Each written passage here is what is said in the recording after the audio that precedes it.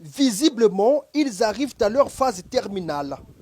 Le bâtiment administratif de type R+1, des salles de classe déjà équipées de tableaux avec des tables-bancs disponibles, des dortoirs, des latrines et bien d'autres commodités qui forment ce complexe.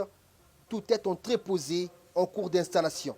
Tous les bâtiments sont presque déjà équipés parce qu'on n'a pas circulé dans tous les bâtiments. Nous avons demandé au ministère que jusqu'au 15 de ce mois-là, nous allons livrer le bâtiment administratif qui est le dernier bâtiment à terminer.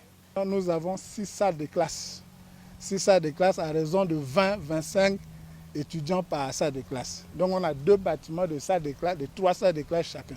Parce qu'on a 2 dortoirs aussi, 2 dortoirs. Un dortoir pour les filles de 4 pavillons et un dortoir pour les garçons, 4 pavillons aussi. Donc la capacité d'accueil, si on multiplie 25 fois 6, on peut avoir réellement la capacité d'accueil de cet établissement-là. Ce vaste chantier est celui de construction du centre de formation des métiers de mine, un établissement de l'enseignement technique et professionnel situé à 5 km de Soinké dans le département de la Songa. Des travaux avancés selon leur chef, mais pas suffisamment pour convaincre Ghislain Thierry Maguessa Ebomé. En visite dans ce chantier vendredi dernier, le ministre de l'enseignement technique et professionnel a fait remarquer la lenteur dans l'exécution des délais, particulièrement la construction du château d'eau. Vous savez, le dernier délai qu'on vous a donné, c'est quand? C'est le 15 août. Nous sommes le 2. Vous êtes sûr que dans 14 jours, on aura ça?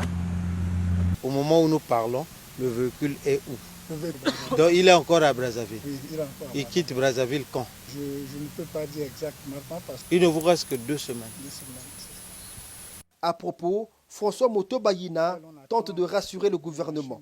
Nous avons déjà eu la première nappe phréatique, mais nous avons rencontré un sédiment qui est un peu difficile à casser. On a demandé une machine plus consistante qui arrive pour qu'on perce la roche. Moi, j'ai dit au ministre tout à l'heure, là, jusqu'au 30 août, nous pouvons terminer, libérer ce chantier.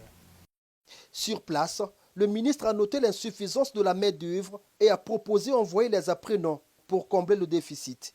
Le ministre nous a donné en fait instruction de regarder avec les dirigeants de l'entreprise la possibilité de mettre en stage ici nos apprenants de génie civil. Donc nous formons dans le domaine du génie civil à Ouesso, à Oyo, à Owando, je crois même à Infondo. Et pour booster un peu ce chantier qui est en phase de finition, il y a là pour nous aussi cette possibilité, cette opportunité de continuer l'œuvre que nous avons commencé déjà.